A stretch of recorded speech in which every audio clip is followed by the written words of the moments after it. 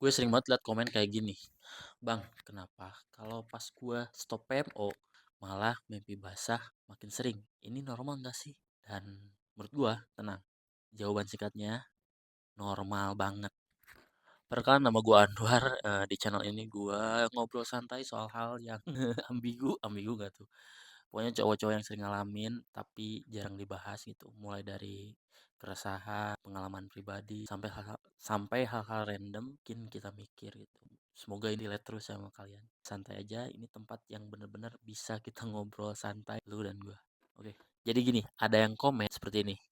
"Bang, kenapa berhenti PMO jadi sering mimpi basah dan kapan berakhir mimpi basah?" Kita jelasin ya. Sebelumnya gue disclaimer dulu kalau gue tuh bukan ahlinya ya. Jadi gue tuh cuma menurut pengalaman pribadi dan mencari informasi-informasi di sosial media atau internet. Jadi jawabannya simple. Karena tubuh lo lagi ngejalanin mekanisme alami untuk menguras sisa-sisa energi seksual yang enggak lo keluarin secara normal. Maksudnya kalau misalkan lu sering PMO kan jadi sisa-sisa energinya tuh habis lah gitu, nggak ada sisa-sisa sama sekali. Nah, kalau misalkan kalian berhenti kan sisa energinya tuh penuh dan cara menyalurkannya lewat mimpi basah gitu. Ini menurut penjelasan medis, mimpi basah itu namanya nocturnal emission. Jadi ini cara tubuh buat ngeluarin sperma yang udah numpuk. Ini ada penelitiannya ya, tapi dari lokal nih, yang bilang kalau rata-rata cowok bisa mengalami mimpi basah sekitar tiap 3 sampai 5 minggu sekali. Tapi ini beda-beda tiap orang. Ada yang lebih sering, ada yang jarang juga. Jadi tergantung kapasitas orang masing-masing ya. Dan menurut beberapa artikel juga, ini artikel kesehatan ya, salah satu pemicu itu kadar testosteron yang lagi tinggi. Jadi ketika lu stop PMO, dorongan seksual itu nggak hilang.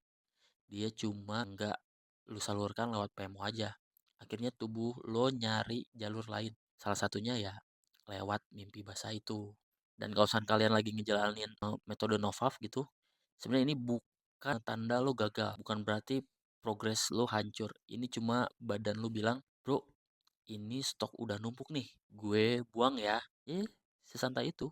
Jadi dia menyalurkannya lewat mimpi basah itu.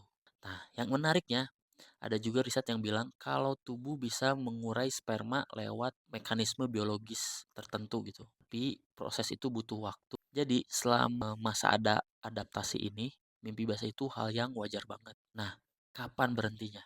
Ini jawabannya nggak ada yang pasti. Semua orang beda, ada yang sebulan, ada yang 2 bulan, ada yang cuma sekali mimpi basah.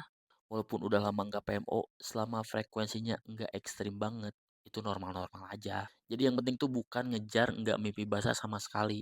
Tapi gimana kita ini bisa menyalurkan energi seksual biar nggak numpuk jadi dorongan yang aneh-aneh. Energi seksual itu sifatnya pencipta. Nah, kalau lu tahan terus, dia jadi meledak. Makanya kita perlu menyalurkan ke hal-hal yang positif. Seperti olahraga, bekerja, misalkan lu punya proyek sendiri atau bikin konten nih kayak gua, itu juga bisa lu lakuin. Gue bilang kayak gini karena gue juga pernah ada di fase seperti ini. Sekarang setelah nikah, energi seksual gue jauh lebih stabil karena ada jalur yang sehat buat nyalurinnya. Dan jujur, bikin channel ini juga salah satu bentuk pelarian gue biar energi itu tetap jadi sesuatu yang kreatif.